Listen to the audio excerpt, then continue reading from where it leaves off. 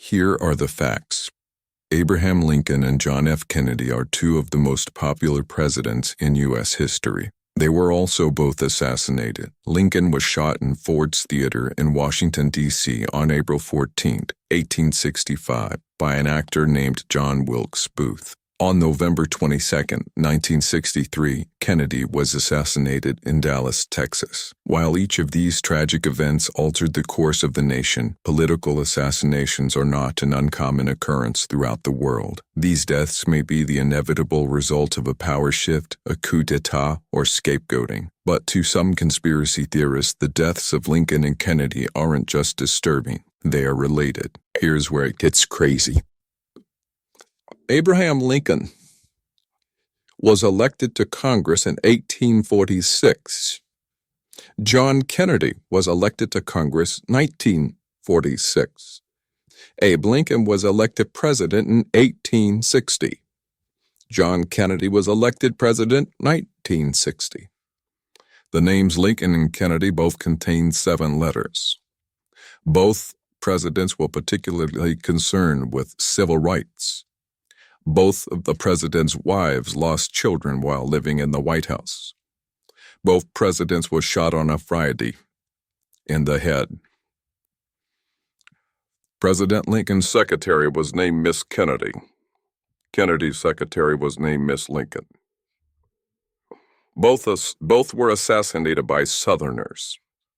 Both were succeeded by Southerners. Andrew Johnson, who succeeded Lincoln, was born in 1808. Lyndon Johnson, who succeeded Kennedy, was born in 1908. John Wilkes Booth, who assassinated Lincoln, was born in 1839. Lee Harvey Oswald, who assassinated Kennedy, in 1939. Both assassins were known by 3 names: John Wilkes Booth, Lee Harvey Oswald. Both names are comprised of 15 letters. President Lincoln was shot in a theater named Ford. Kennedy was shot in a car named Lincoln,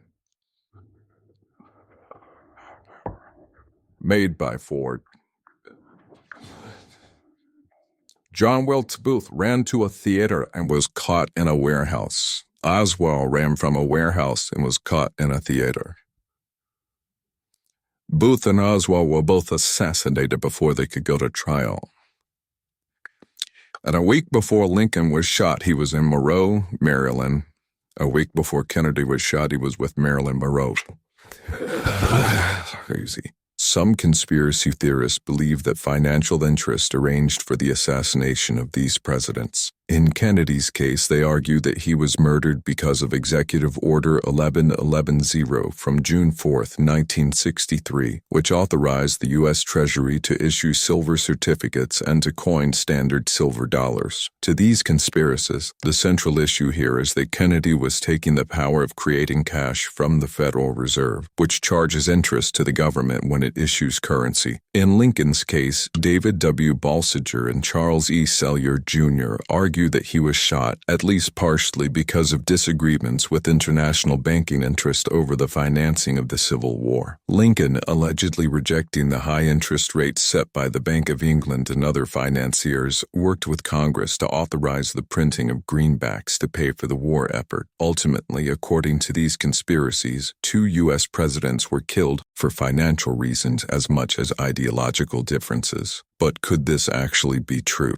It is true that private financial entities have ousted world leaders in the past. In 1893, a group of businessmen and property owners banded together to create the Committee for Safety and overthrow the Hawaiian monarchy, eventually annexing the nation into the United States. Further examples may be seen in Guatemala and Honduras, where the United Fruit Company wielded deadly power with political and occasionally military support from the U.S. These countries were not annexed politically, but United Fruit used its influence to determine the country's leaders. In Economic Hitman, John Perkins claims that he was hired by the firm known as Chastity, Maine to trap poor countries in debt, using underhanded methods to strong-arm these nations into privatizing resources and following the commands of the developed world. Yet undue corruption is not the same thing as assassination, and skeptics are also quick to point out several inconsistencies in these theories. In both cases, numerous factions wanted the president out of the picture. There is no solid proof connecting the issuance of greenbacks or Kennedy dollars to their assassinations. While it is true that questions remain regarding both murders, these events have become part of American folklore, and with time, increasingly exaggerated connections and coincidences are bound to be touted as fact. Is there a grain of truth somewhere in the theory?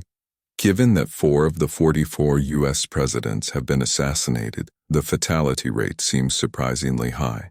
Yet political figures across the planet are inherently in dangerous positions, especially in times of domestic instability or financial upheaval. Assassinations, coups d'etat, and forced depositions are all too common in the turbulent world of international politics. And it's no secret that in the past, large private organizations have used their economic clout to change the state of a country's government. But does this still happen today? Skeptics maintain that the Kennedy and Lincoln assassinations, like those of most world leaders, were not orchestrated by any international banking cartel. The sheer level of organization and secrecy required would make the task impossible. But to conspiracy theorists, there's only one important question: who's next?